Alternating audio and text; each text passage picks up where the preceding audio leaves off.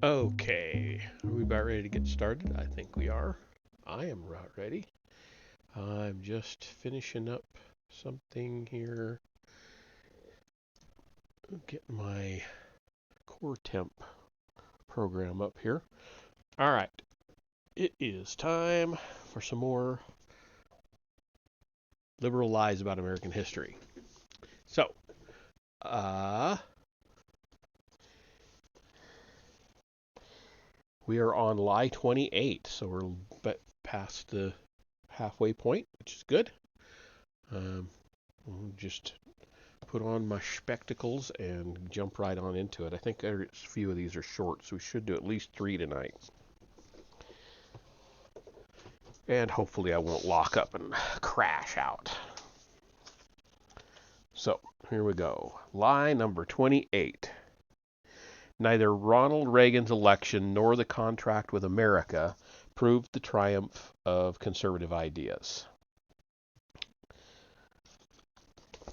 Okay, sorry. I got a big old thumbprint right in the middle of my...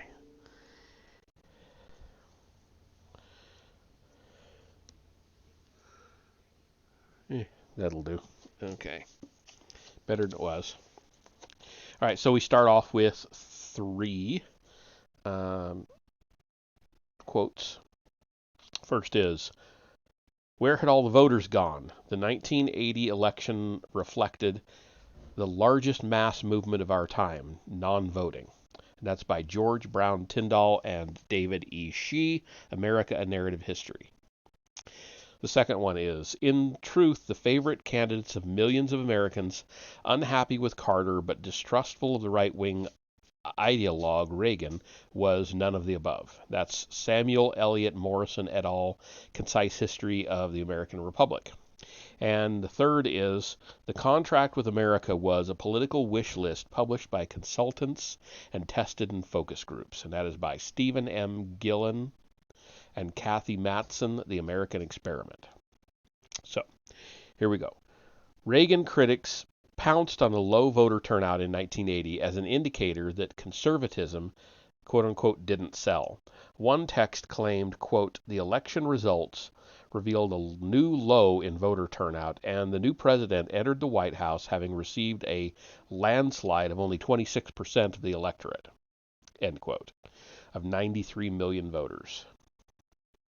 Little consideration is given to the possibility that in the previous decade, the presidents had included one who resigned in disgrace, one voted out for incompetence, and one who told Americans they were to blame for the malaise that had descended over the land. Is it possible that the number of voters was depressed by 10 years' worth of cynicism? Nevertheless, in 1980, Reagan won the 26.7% of the total won with 26.7% of the total voting population, even with a lower turnout. More than did Bill Clinton in 1992 at 23.6%. Both had third-party candidates in their races as well. Another tack was to blame Carter for being inept, a truism but not an explanation. Paul Boyer's enduring vision added, quote, Carter himself was a big part of the problem, while demographics, we learned, contributed to Reagan's success, end quote. When confronted with ideological change, claim Republicans just had more babies. When confronted with... Okay, claim Republicans just had more babies. Okay. And there aren't very many pictures or captions in this book, but there is one on this page. So I'll read the caption. Historians always attach a caption to a picture such as this that mentions how wealthy the Reagan supporters were or how they ushered in a decade of greed. But all presidents have had grand inaugural balls, and the 1980s witnessed the greatest boom in the nation's economy for all groups in 60 years, thanks to Reaganomics. And the picture is of Ronald and Nancy Reagan. Okay. When it came to the 1994 election of the Republican House of Representatives, for the first time in 40 years, the enduring vision again explained away the change with lower voter turnout. Quote, only 38% of eligible voters went to the polls, end quote. It reads, although it grudgingly admits, quote, still a significant ideological change seemed underway, end quote. As far as the contract with America was concerned, the effort was made to deny that people voted for conservative principles. Opinion polls claimed Anne Brinkley's unfinished nation, quote, suggested that few voters in 1994 were aware of the contract at the time they voted, end quote. So not only did a very small number of people vote, they didn't know what they were voting for, or it seems to have missed the thoughtful academics that while people may not have been aware of the term contract with America, they were certainly aware of the principles, line item vetoes, for example, had been sought by President Reagan and mentioned in several of his national speeches, and more important, of their local candidates who championed those principles. Line item vetoes would be awesome. Also would be single issue bills. Equally stunning, the same historians either downplayed the anemic popular vote with which Bill Clinton won in 1992 or portrayed his victory as a triumph of liberalism. The election, one text claimed, quote, reversed 32 years of steady decline in participation, end quote, without noting that the high-profile and slightly goofy candidacy of Ross Perot accounted for most of the new turnout. It is true, he was kind of goofy. And there's a whole story behind why he kind of dropped out. When it came to the contract with America, authors became downright nasty. Daniel Goldfield's American Journey portrayed the success of the contract as emanating from personal animosity, quote unquote. Thomas Bailey and his co-authors in The American Pageant claimed the contract constituted an, quote, all-out assault on budget deficits and radical reduction in welfare programs, end quote. It only succeeded because Democrats' arguments were, quote, drowned in the right-wing tornado that roared across the land, end quote. The question of why a right-wing tornado would develop in the first place seemed beyond many of the academics. Few of them mentioned, for example, the incredible impact of radio host Rush Limbaugh, who had single-handedly rescued AM radio from oblivion and provided, for the first time in 20 years, a genuine alternative news outlet to the mainstream media. Indeed, the 1994 freshman House members named Limbaugh an honorary member for his influence on the election. How are we doing? Everything good? Okay. The textbooks could not acknowledge that A, Americans were dissatisfied with liberalism, or B, the Republicans won because of their ideas. Instead, George Tyndall claimed that, quote, many of the Republican freshmen were scornful of compromise and amateurs at the rules of order, end quote, without grasping that the voters themselves were scornful of the compromises that had led to the abuse of the house bank, where members were overdrawing their checking accounts infinitely, or to the incredible tyranny within the Democratic House leaders, which prohibited Republican members from even being brought up for a vote. Measures being brought up for a vote, so as not to embarrass Democrats when they voted against the legislation. Likewise, voters were sympathetic to the argument that perhaps career politicians had run Washington for too long, and perhaps it was time to send a few amateurs back to government. As a result, we're in the middle of a ad, so I will wait. We're almost done with this one. There's only like a paragraph left.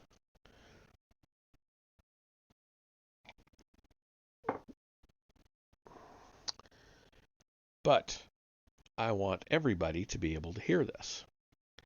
I realize there's going to be a big pause once this gets uploaded to YouTube, but, you know. I want anybody listening live to be able to hear all of it.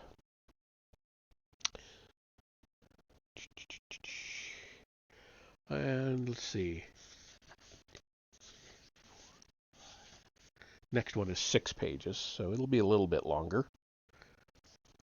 And we should be back right about now. Okay, we're back. All right, so I'll reread that last sentence and then finish it up. There's only a paragraph left. Likewise, voters were sympathetic to the arguments that perhaps career politicians had run Washington for too long, and perhaps it was time to send a few amateurs back to government. As a result, among the freshmen were a former radio disc jockey, J.D. Hayworth, a former wide receiver for a pro football team, Steve Largent, a former television and music pop idol, Sonny Bono, and the black star quarterback of the University of Oklahoma, J.C. Watts, who was denied a place in the black caucus because, as a Republican, he wasn't black enough, quote unquote.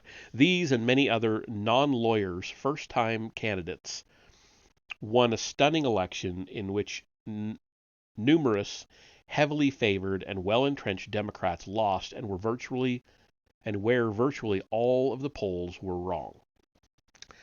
And we still have that. Career politicians that have been there decades too long, and a few amateurs trying to get in, like Herschel Walker. And he got screwed as far as I'm concerned. I think he should have got it, but I'm sure they made it so he couldn't win. All right. Lie number 29. Bill Clinton was impeached over sex. And this one is 6 pages. So we've got 1, 2, 3. We've got 4 quotes to begin this one.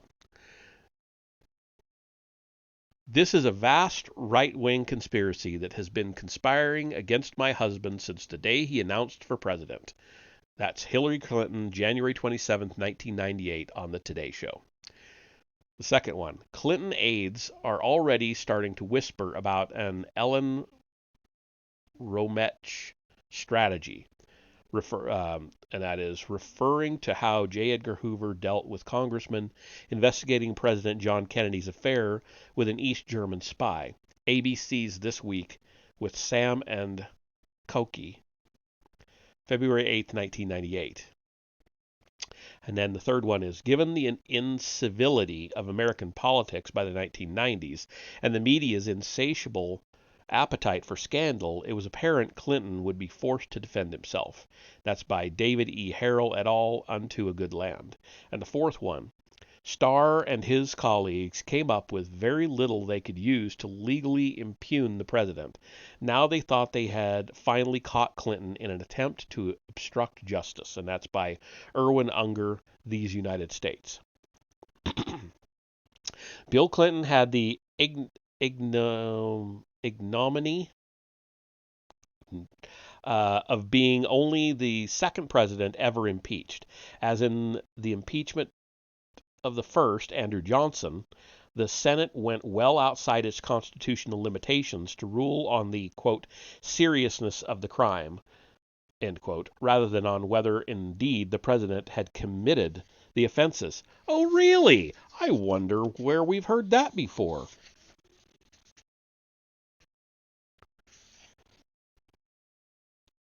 More recently, I should say, the president had committed the offenses with which he was charged. In both cases, the Senate knew the president was guilty and yet decided to render a decision on the nature of the offense and to refuse to convict a sitting president.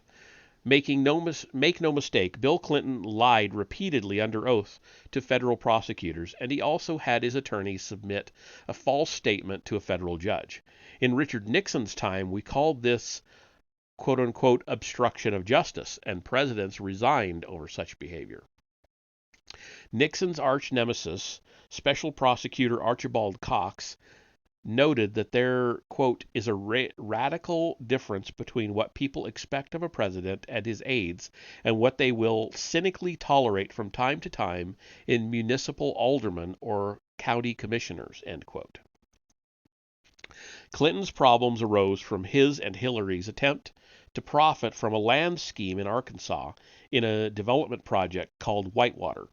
Along with their Arkansas friends James and Susan McDougal, the Clintons had invested in Whitewater Development Company, which failed. Subsequently, Arkansas businessman David Hale claimed that their then Governor Clinton had pressured him into giving an illegal $300,000 loan to Susan McDougal.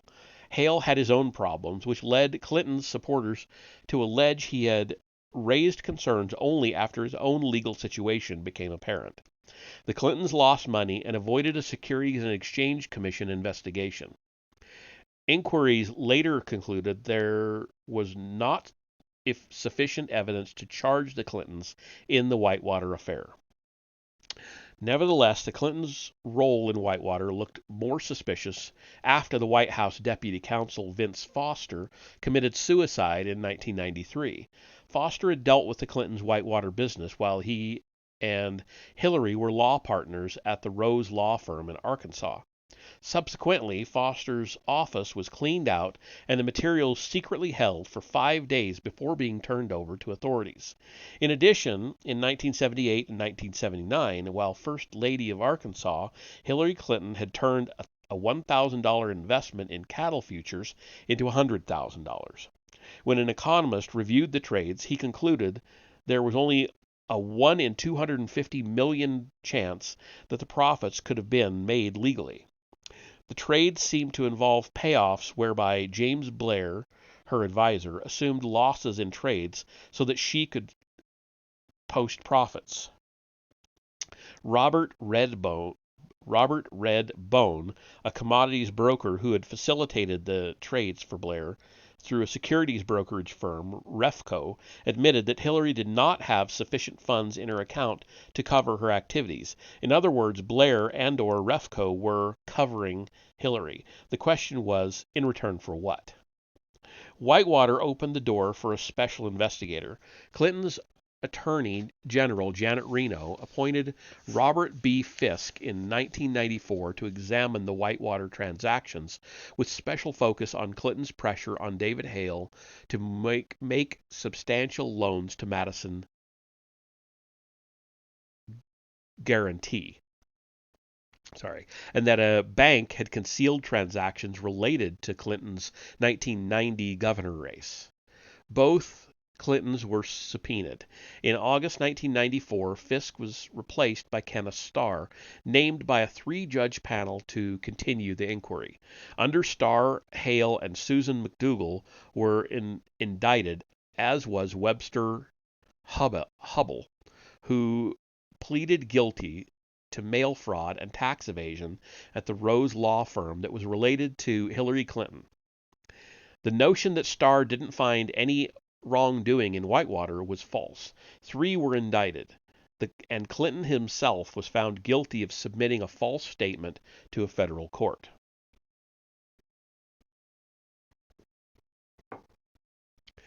Meanwhile, Starr was directed by Attorney General Reno to expand his investigation into an apparently unrelated area, a sexual harassment lawsuit brought by a former Arkansas government employee, Paula Jones. Jones's suit alleged that when Clinton was governor of Arkansas, he asked her to perform oral sex. Jones told no one what happened until the American Spectator reported in 1994 that Clinton was using state troopers to procure women for trysts. Clinton, by then president, claimed executive privilege prevented him from appearing in court or testifying. But in 1997, the U.S. Supreme Court ruled against Clinton, and the case proceeded. Eventually, Judge Susan Weber Wright granted a summary judgment for Clinton, ruling that Paula Jones had not shown she had suffered any damages. Jones appealed, and the Eighth Circuit Court appeared to be more sympathetic to her claims. Consequently, Clinton paid Jones $850,000 without an apology, and Jones agreed to drop the case. In 2005, Jones took a lie detector test which indicated she was telling the truth about the affair. The rub for Clinton, if such is an appropriate term in this case, came when Jones's attorneys deposed Clinton. By that time, a new scandal had surfaced for the president in the form of Monica Lewinsky, a 22-year-old White House intern who had sex with Clinton on many occasions.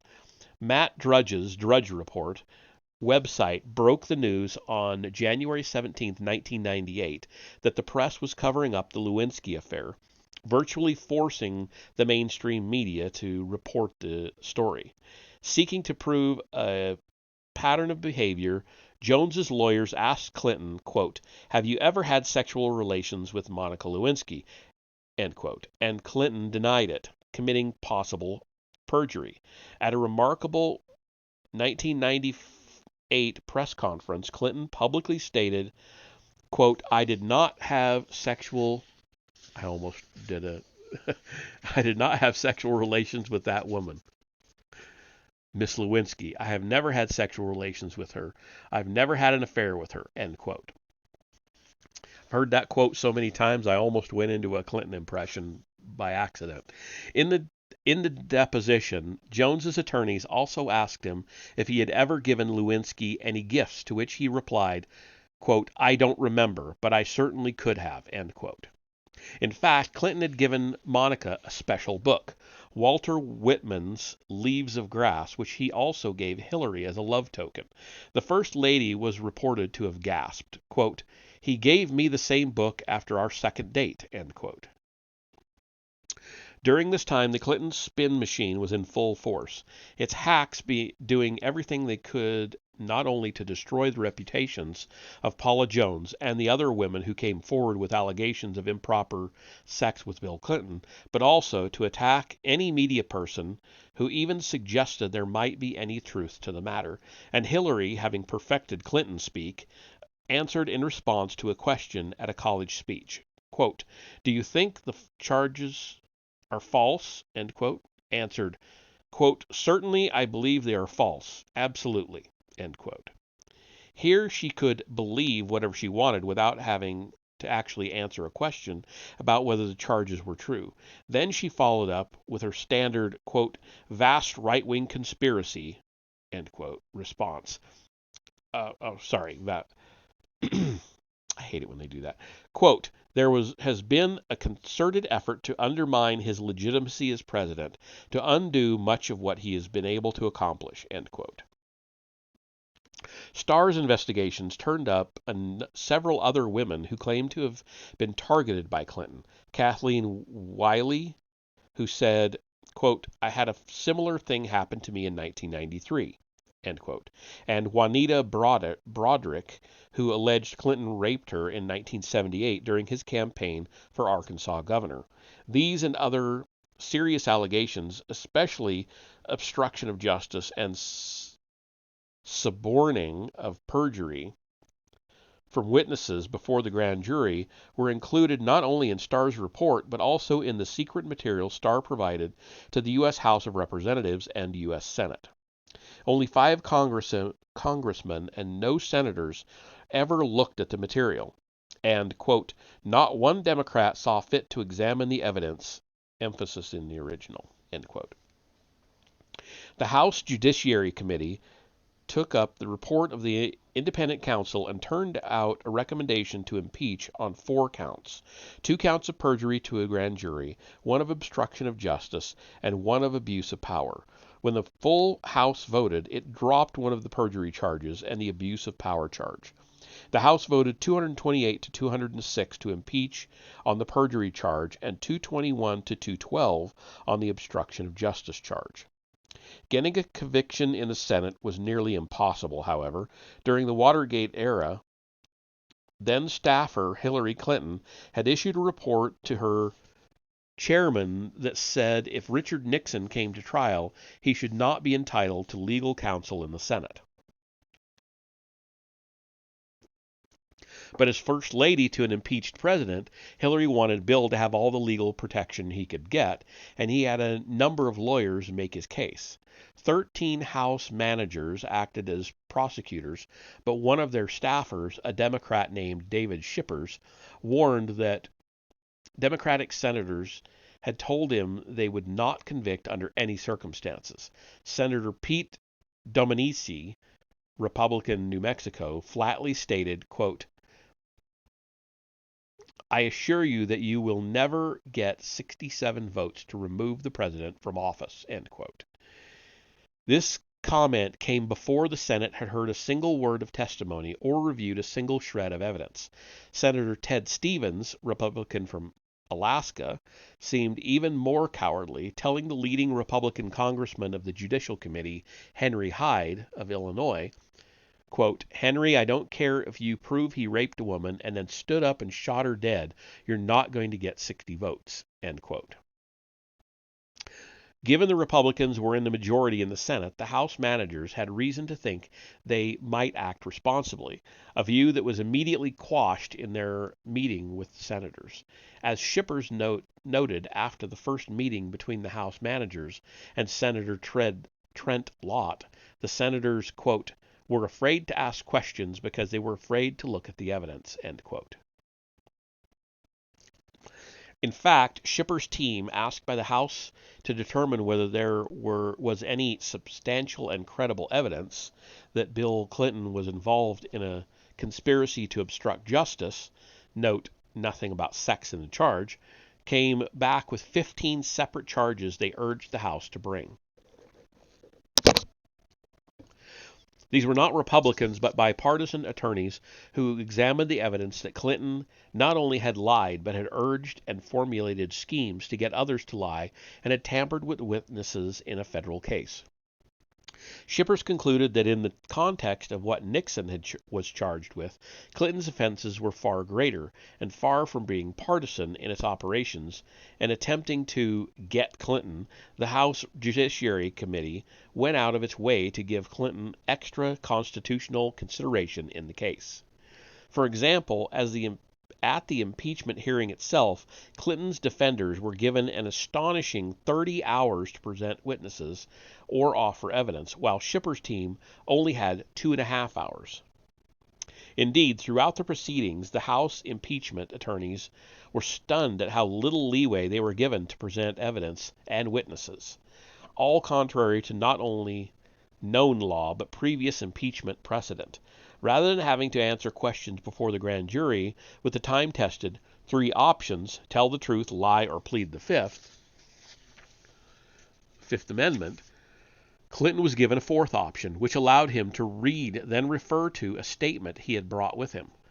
Most important, Shippers noted at no point ever did any of Clinton's defenders, either his attorneys or his political defenders in the House and Senate, offer a single piece of exculpatory evidence.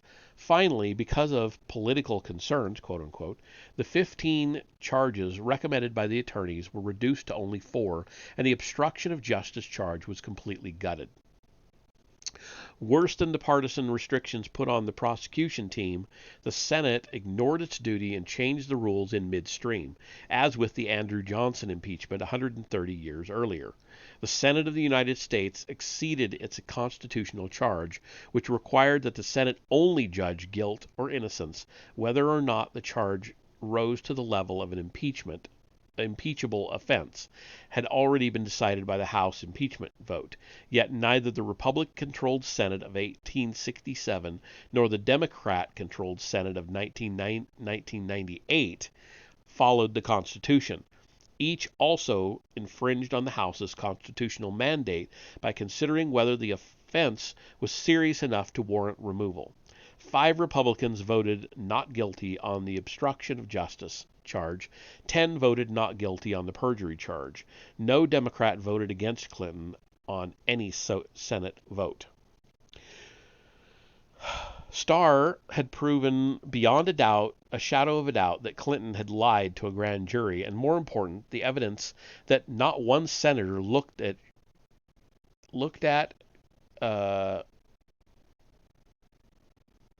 showed what?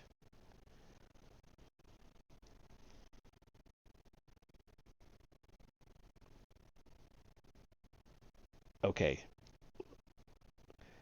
Starr had proven beyond a shadow of a doubt that Clinton had lied to a grand jury, and more important, the evidence that not one senator looked at showed a pattern of sexual harassment and abuse that was criminal. But Clinton, whose job approval ratings remained in the 60% range, was insulated from any chance that any Democrat could defect. 2 months after the Senate acquitted him, Clinton was given a contempt of court citation by Judge Susan Weber Wright for submitting a false statement. Clinton had to surrender his Arkansas law license, was suspended from the U.S. Supreme Court bar, and had to pay a $90,000 fine. Once again, Starr, who had been vilified in the popular press as, quote-unquote, obsessed with sex, had been validated in the law. Had Clinton been lying about how much money he had in the bank account or how many times he met with foreign officials, no one would have questioned that his perjury to a grand jury was also obstruction of justice. But because Starr's evidence involved sexual allegations, Clinton's defenders portrayed the special prosecutor as a Puritan on a crusade to brand Clinton with a scarlet letter. Clinton escaped justice because the Senate subverted the Constitution to render a verdict it thought the voters wanted. End quote. Or end article. End quote. There was no quote there. What am I saying? That one kind of drug on toward the end there. All right. One more. Shall I do number 30? Listen to this. 1, 2, 3, 4, 5, 6. It's just a little over 6.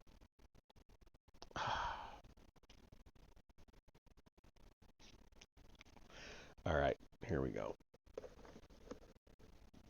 This one's about GW. Okay, lie number 30. George W. Bush was selected, not elected in 2000, and votes were stolen on his behalf. Okay, 2 quotes to start this one off. A statewide recount could have produced enough votes to tilt the election Gore's way, no matter what standard was chosen to judge voter intent. That's from the New York Times, September 17th, 2001. The second one is, Al Gore thought the court's ruling was wrong and obviously political. Gore's attorney, David Boies, said, so he considers the election stolen? Asked a reporter. I think he does, and he's right. That's the end of that one, and that is John Heilman, New York Magazine, May 21st, 2006. For haters of President George W. Bush, no sin has been greater than that of the perceived quote-unquote stolen 2000 election. Most of then Vice President Al Gore's political cadre believed the U.S. Supreme Court handed Bush the victory by shutting down the recounts of voting in Florida. On December 12, 2000, the court ruled by a vote of 7-2 that the Florida Supreme Court's scheme for recounting ballots was unconstitutional. It then, in a second vote of 5-4, found no alternative scheme that could be carried out based on the schedule of the Florida legislature, which itself was governed by the requirements of the U.S. Electoral College and the Constitution. Florida Secretary of State Katherine Harris's certification of Bush as the winner of Florida's 25 electoral votes, based on his final official victory margin of 537 ballots, thus giving him 271 electoral votes, and the election was allowed to stand. During the vote counting, numerous irregularities had appeared across Florida. Several television networks proclaimed Gore the winner before the polls had even closed in the western part of the state. The Panhandle, which was in a different time zone, Florida's polls closed at 8 p.m. Eastern Standard Time, but 10 heavily Republican counties were on Central Time. Not only did ABC, CBS, NBC, MSNBC, CNN, and even Fox, later accused of bias for Bush, incorrectly announced that all polls in the state had closed at 8 Eastern, but CBS issued some 18 separate comments to the effect that all polls in Florida were closed. Thousands of likely Bush voters went home convinced their vote didn't count and that the election was over. Even Bob Beckel, a Democrat strategist, claimed Bush lost at least 8,000 votes in the Panhandle alone. McLaughlin and Associates, a Republican polling firm, put the number at 11,500 who were dissuaded from casting ballots. Economist John Lott, using estimates that attempted to control for a myriad of factors, concluded Bush lost between 7,500 and 10,000 votes based on previous elections returns from those counties. Bill Salmon spoke to many voters who turned away upon hearing the news. The actual impact of the early call of Florida for Gore has actually been underestimated.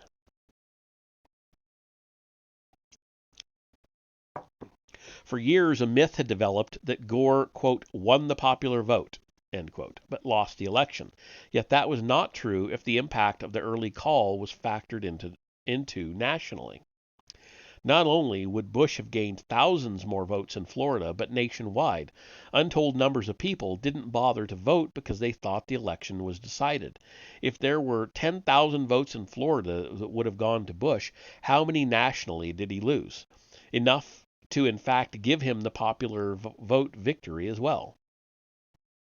Of course, the recount itself was triggered by Palm Beach residents who claimed that they had misunderstood the butterfly ballot, quote unquote, and marked Pat Buchanan, the former party candidate, instead of Al Gore, the Reform Party candidate.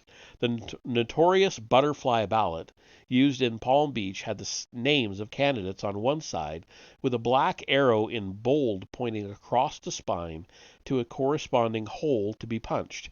Moreover, there was a line separating each name. Instructions at the polls told voters, quote, if you make a mistake, return your ballot card and obtain another, end quote. Yet according to the claim made by the Gore camp, rather than do that, thousands of voters simply poked a second hole in the ballot. Later, they realized what they had done and contacted not election board officials, but the Democratic Party.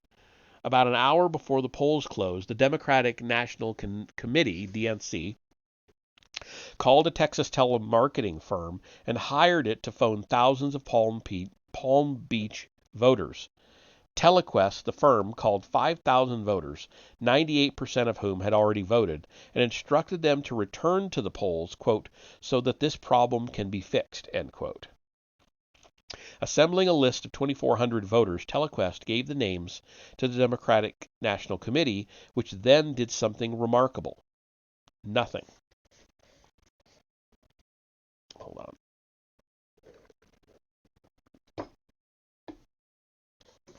Since it was not yet known whether the votes would be needed, because early calls of Florida had Gore winning, nothing was made public. But by the wee hours of Wednesday morning, when George Bush had amassed a lead, the DNC tracked down the voters and urged them to swear affidavits claiming that they had been fooled by the butterfly ballot.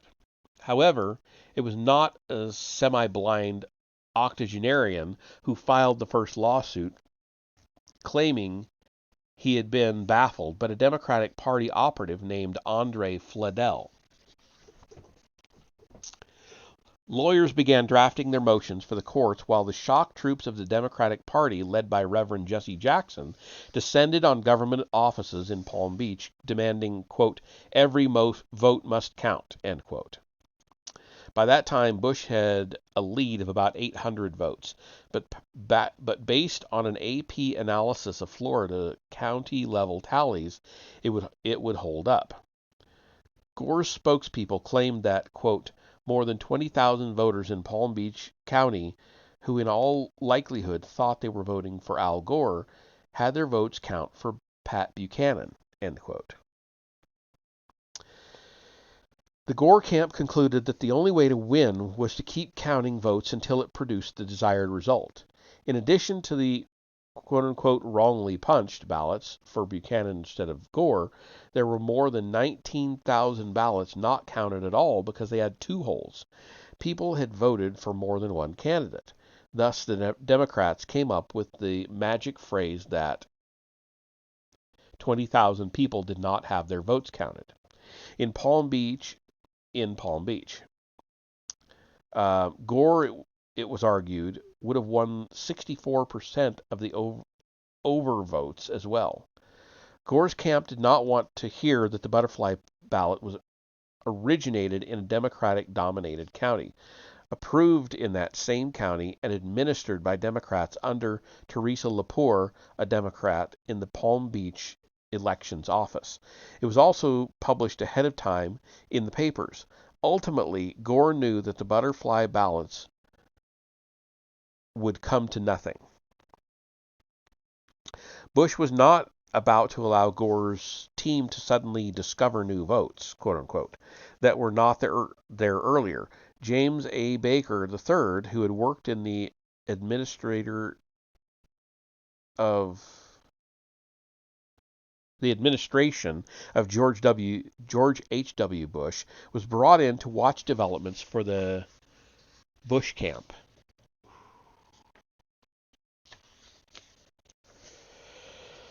But Gore had succeeded in creating doubt in the mind of the public and now pinned his hopes on the recount.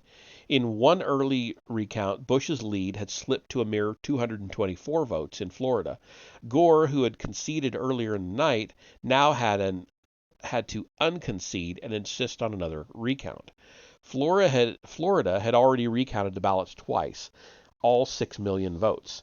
Now, new tallies could be requested on a county basis for a hand recount, but Gore knew that requesting all 67 counties to conduct hand recounts would not be feasible. For one thing, his own staff couldn't police the recounts to make sure they, quote-unquote, came out right. So he settled on demanding hand recounts for Palm Beach, Miami-Dade, Broward, and Volusia counties, which were full of rich liberals and offered Gore the best chance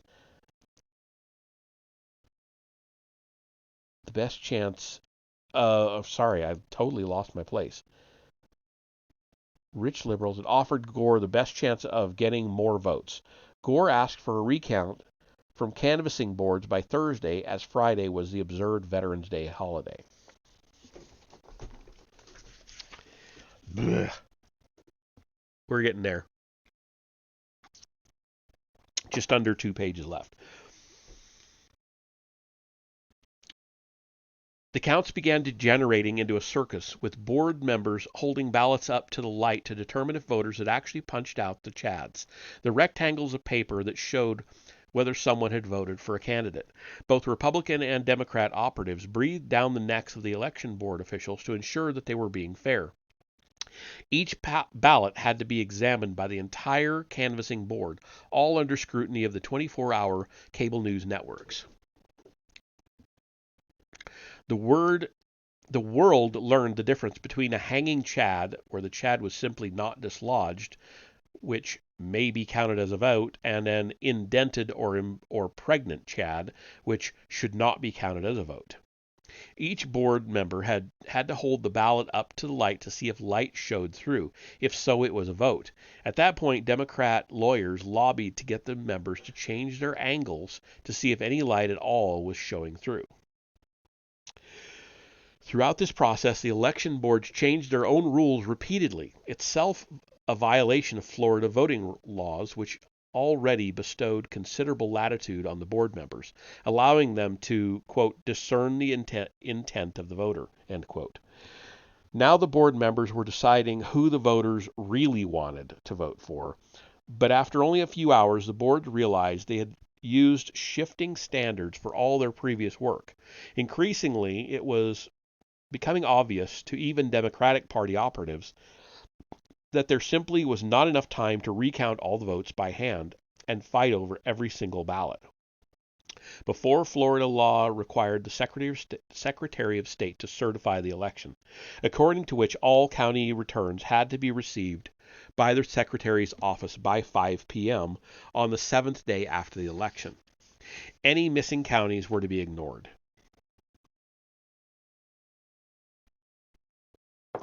The Florida Supreme Court, made up of 7 Democratic justices, rejected a request by the Secretary of State to block all tardy recounts, and thus the quote-unquote recounting began in earnest. At the same time, Gore's team sought to have 19,000 double-punched ballots viewed as legitimate. It was also working overtime to deny the votes of military men and women who had sent in absentee ballots, eventually disqualifying 149 military ballots. By Friday, November 17th, Gore had gotten 1,420 absentee ballots disqualified, but new absentee ballots had boosted Bush's lead to 930 votes. But just as it appeared Gore was out of options, the Florida Supreme Court ruled, in complete contradiction to Florida state law, that hand recounts had to be added to the statewide total if completed by Sunday, November 26th. Gore had another 115 hours to find votes. Unfortunately for Gore, this also allowed the Bush team to revisit the disqualified military ballots, some of which now were reinstated by the canvassing boards, giving Bush another 176 votes. Even so, the canvassing boards were hesitant to begin complete recounts by hand, knowing they could not possibly complete the process in time for the constitutional requirements of certification. And when they did decide to continue, as in the case of Palm Beach County, they waited even longer for the Florida Supreme Court to rule on the process. Then a new problem crept up. Some boards had begun determining the intent of the voter by recounting pregnant chads, at which point Republicans now noted that this disqualified hundreds of ballots that had both hanging chads and dimpled chads. Although the Miami-Dade board had decided it couldn't possibly recount all 600,000 votes in time for the Supreme Court deadline of December 12th to certify the electors, the members could recount the 10,750 quote-unquote undervotes, or ballots that had no selection at all, ignoring the possibility that people actually might have chosen not to vote for a presidential candidate. This was the basis of Republicans' claims that the ballots were not treated equally. If some ballots were recounted, then all ballots in the state had to be recounted. A series of lawsuits followed in which the Florida Supreme Court repeatedly tried to defy Florida's laws, in which appeals to the United States Supreme Court resulted in public chastening. Undeterred, the Florida Supreme Court agreed to hear new arguments on throwing out some 20,000 ballots from Seminole and Martin counties. Oh shit, I've got a page and a half. I thought I was almost done. On December 11, 2000, the U.S. Supreme Court heard Bush v. Gore, in which George Bush's lawyers argued that selective recounting, as had already been attempted and which Gore wanted to continue, was unconstitutional, denying the one-man, one-vote rule.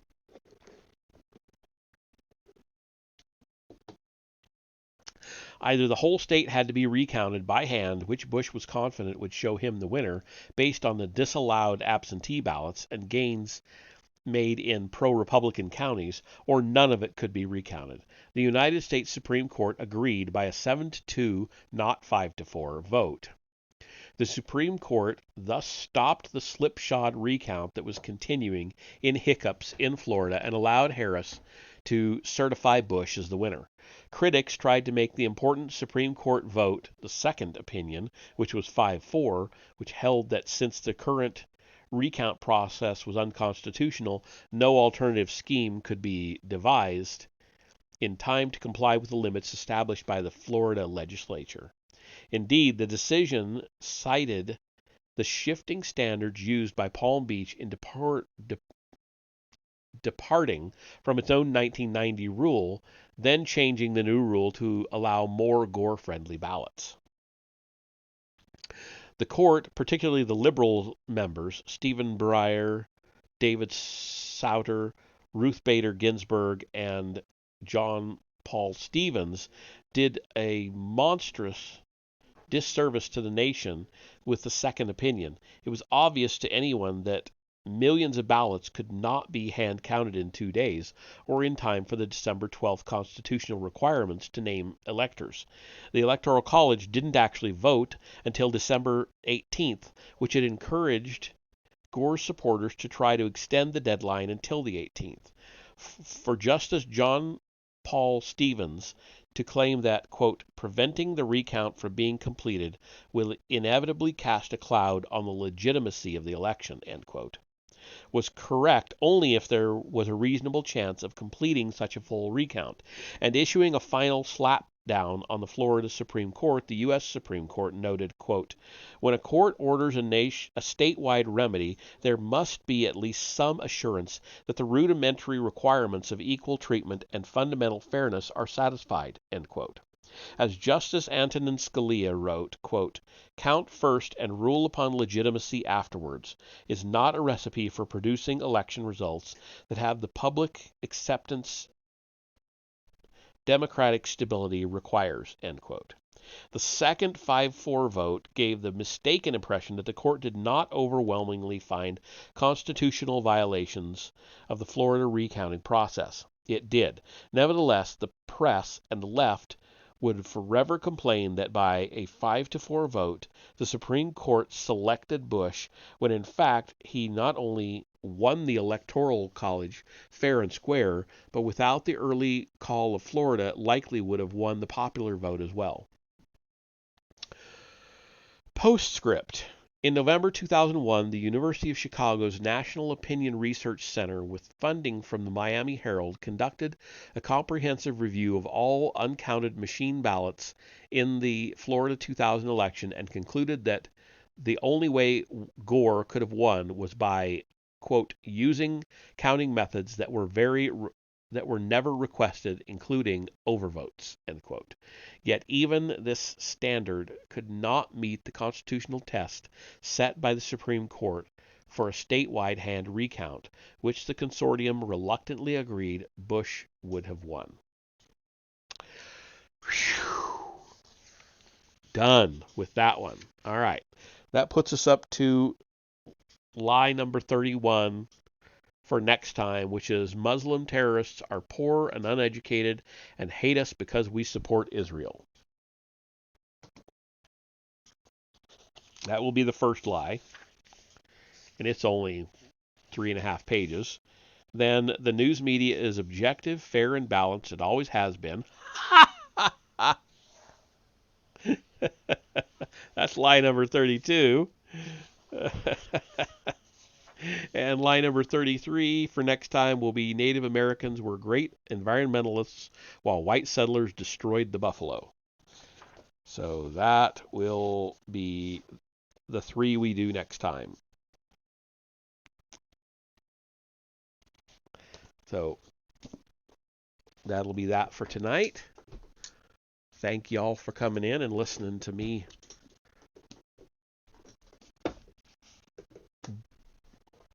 bumble my way through those, and I will see you next time.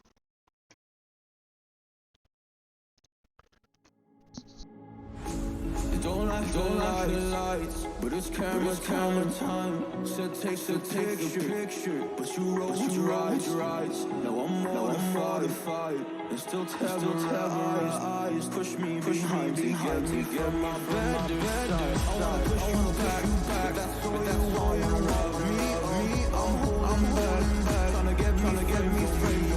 In that I attacked you. That's just the false truth. No need to argue. And yeah, I'm happy. You'll find baby, when it's time to pay you love. I find you there. There's more than baby, when it's time to go. I find you there.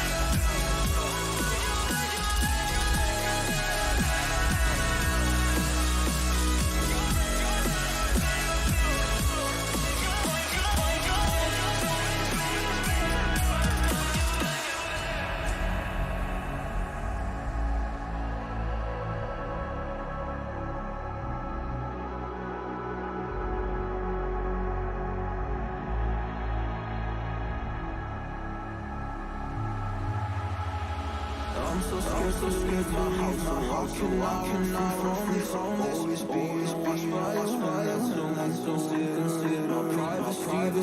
Static, probably haven't heard of it. Need to live a different life, 'cause life is getting cameras away.